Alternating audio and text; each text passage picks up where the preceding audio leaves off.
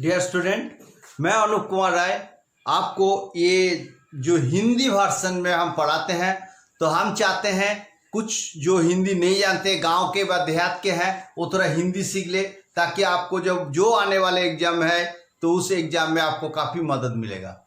तो आइए हम हिंदी आज से शुरू करते हैं। हिंदी का जो एकदम शुरुआत है, बेसिक से शुरू करेंगे और आप वो हमें फॉलो करते जाइए, तो आपको अच्छे से अच्छे हिंदी सीख जाएंगे और अच्छे स्कोरिंग लेकर आएंगे, जो कि आपको फायदा में रहेगा। तो हिंदी सीखने से सबसे पहले हम हिंदी भाषा को लिखना भी आना चाहिए और उससे पढ़ना भी आना चाहिए। तो आज उच्चारण के साथ हम शुरू करते हैं। तो खास करके जो हिंदी जो है इसका शुरुआत करते हैं। इसमें हम सबसे पहले उच्चारण में लिखते हैं और पढ़ते हैं जो स्वरवर्ण है।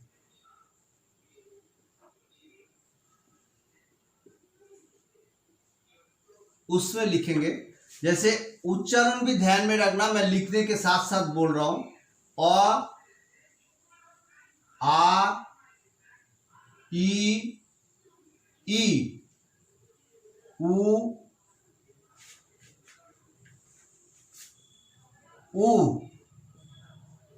री, ए,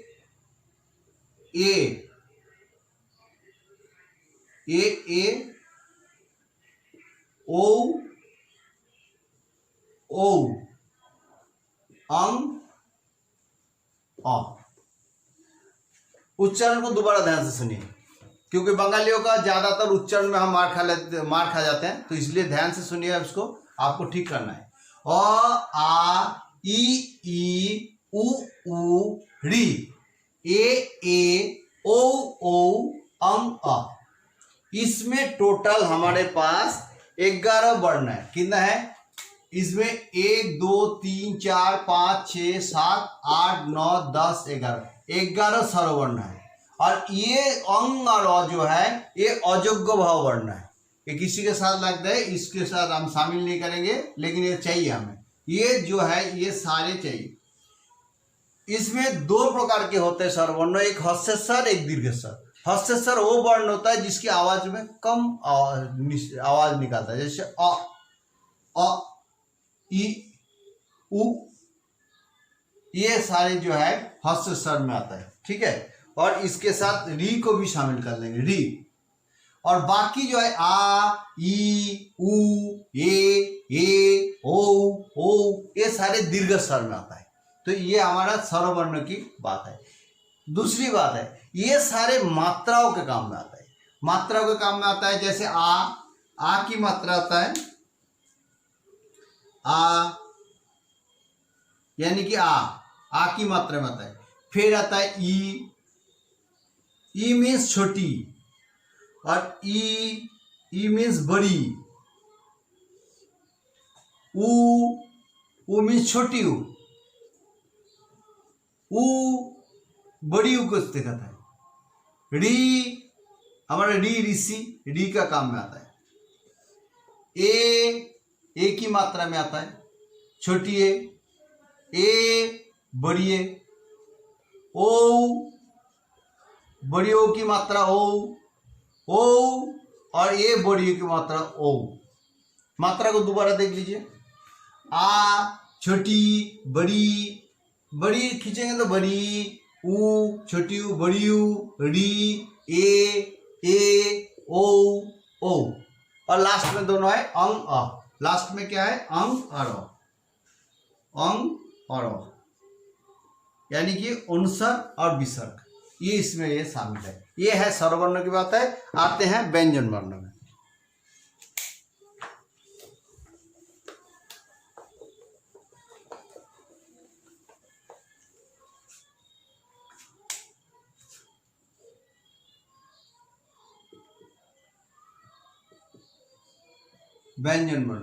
व्यंजन वर्ण में भी हम खास करके उच्चारण का ध्यान रखेंगे, जैसे क, ख,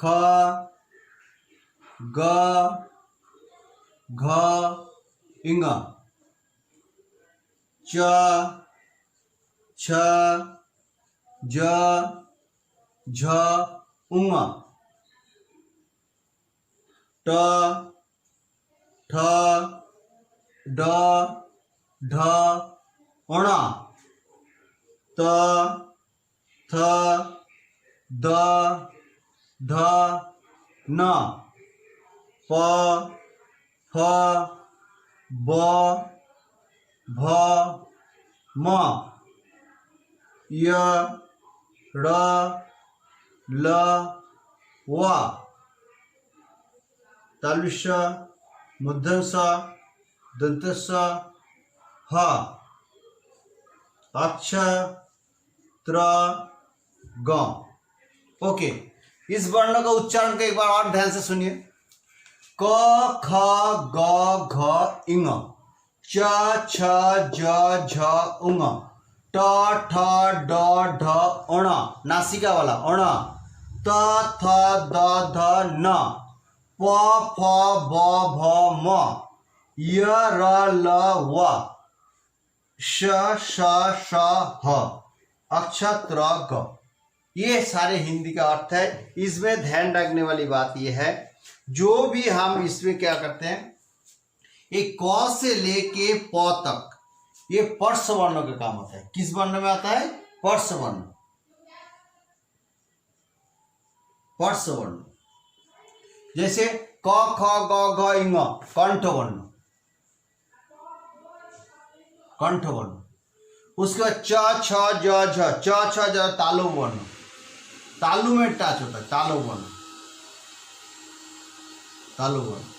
ट ठ ड ढ न, ट ठ ड ढ न मूर्धन्य वर्ण, मूर्धन्य वर्ण। ओके, मूर्धन्य वर्ण। त थ द ध न, त थ द ध न दंत वर्ण, और प फ ब भ म ओष्ठ वर्ण। दोबारा ध्यान से सुनिए, ये क ख ग घ न, क ख कंठ से आवाज आता है, क ख ग घ न कंठ वर्ण। च छ ज झ ण, ये च छ ज तालु, तालु ते टच हो जाए, च छ ज झ न। ट ठ ड ढ मूर्धा, तालु से जस्ट ऊपर मूर्धा से आवाज होता है। त थ द ध न, दांत में टच हो जाता है, त थ द ध न। प फ ब भ म, देखो प फ ब भ होठ में टच होता है, प फ ब भ म ओष्ठ वर्ण। ये सारे पर्श वर्ण में शामिल होता है। और बाकी जो है ये अंतस्थ वर्ण में आता है। य र ल व, इसको अंतस्थ नहीं, य र ल व नहीं है, ये ब है व, य र ल व, ये जो सब है इसमें अंतस्थ वर्ण में होता है, अंतस्थ वर्ण में आता है। और बाकी इसमें आता है श श श, ऊष्म वर्ण में आता है, ऊष्म वर्ण में आता है, ऊष्म व्यंजन वर्ण में आता है श। श माने ये तालव श, मिही वाला श, श शशिकांत, शशिभूषण, शीशा, शीश महल, ये श मोटा श, मोटा श मतलब षटकोण, श षटकोण, सांड। और ये श ताल दंत स, दांत में टच होता है, दंत स। इसमें साल होता है, सालाना होता है, सालार है, ये स है। और ये जो अक्षर है, ये जो है ये अक्ष ग्र त ज्ञानी, ग मतलब ज्ञानी, त्र, यहाँ पर मैं दिखाता हूँ, ग पर ज्ञानी, ग पर ज्ञानी, ज्ञानी, ज्ञानी, त्र त्रिवेणी, त्रोई है ना। अक्षत्र ग, इसमें आता है अक्षर, फर्स्ट वाला क्या है? अक्षर, अक्ष, अक्ष होता है क्षत्रिय, क्षत्रिय, कक्षा, मतलब ये संयुक्त व्यंजन वर्ण में आता है अक्षत्र ग। और एक संयुक्त वर्ण है श्र, तलविषय पहला श्र, श्र में श्री भी आता है, श्र जो भी अक्षर बनता है, श्री राम, श्र श्री भी आता है, श्र अक्षत्र ग संयुक्त व्यंजन वर्ण में आता है। ओके, इसके बाद व्यंजन वर्ण में और कुछ आता है, उसको मैं आपको बताता हूं। जैसे खास करके ये जो संख्या है, इसको हम अगर 1 2 3 4 और 5 ये लेते हैं, तो इसमें ध्यान रखने वाली बात है अल्प प्राण और महवर्ण। जिस कुछ वर्णों को उच्चारण करने में थोड़ा सा सांस कम निकलता है उसको अल्प प्राण बोलते हैं। जैसे पहला, तीसरा और पांचवा, पहले वाला और तीसरा वाला और पांचवा वाला, यानी कि क ग य च ज व ट ड न त द न, इस तरह की जो सिंबल है ये यहाँ तक जो है इसको क्या करेंगे हम, इसको हम बोलेंगे अल्पोप्राण। और मुहाप्राण में जिसको निकालने के लिए लंबा सांस लेना पड़ता है, थोड़ा सा मुहाप्राण होता है। दूसरा, चौथा और सभी बाकी ऊष्म वर्णों, ये सारे ऊष्म वर्णों श श श, और दूसरा वाला ख घ छ झ, दूसरा चौथा वाला की महाप्राण वर्ण। क्या बोला मैंने, एक अल्पोप्राण होता है और एक महाप्राण होता है, जिसको सांस निकालने के टाइम जो निस्सार सांस है उसको ये होता है, लंबा टाइम लेता है। जो कम समय लेते हैं अल्पोप्राण, जो ज्यादा समय लेते हैं महाप्राण है। इसके अलावा एक आता है जिसको हमारे क्या होता है, कंपन होती है, जिसको उच्चारण करने में थोड़ा सा कंपन होता है। जो कंपन होता है इसको घोष वर्ण बोलते हैं। क्या बोलते हैं, घोष। जिसमें कम समय लगता है सघोष, जिसमें ज्यादा समय लगता है अघोष।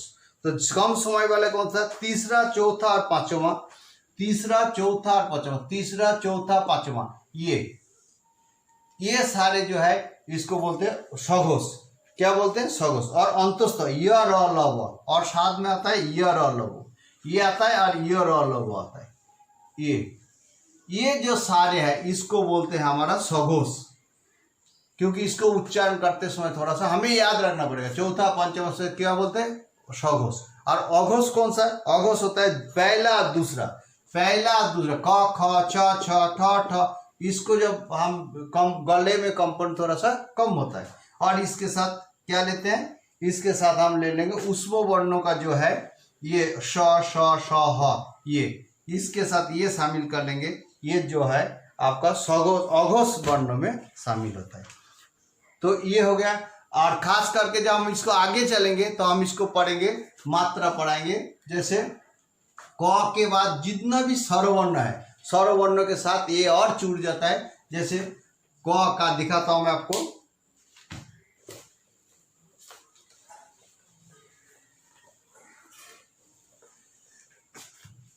व्यंजन वर्ण स्वरवर्णों के साथ व्यंजन वर्ण जुड़ जाता है। जुड़ जाने के बाद कैसे उच्चारण होता है, जैसे क के साथ आ जाता है का, का, पहले लगा क का, के की, क का के की। नेक्स्ट होता है के की, कु कु, फिर क्री। उसके बाद क्या होता है, क्री, को, फिर आता है कंग क। यानी कि उच्चारण दोबारा सुनो, क का के की कु क्री, के कंग क। इस तरह की जितना व्यंजन वर्ण है उसको थोड़ा प्रैक्टिस कर लेना। इसमें क्या इस तरह की क का के की कु क्री को कंग क। इस तरह ख का भी है, ख खा खे खी खू क्री, खे खो खंग ख। तो ये सारे व्यंजन वर्ण है, इसको आपने प्रैक्टिस कर लेना। तो आपका जो हिंदी का जो पहला पार्ट है वो आप सीख जाओगे। यही हमारा पहला पार्ट समाप्त होता है। उम्मीद है अच्छा लगा।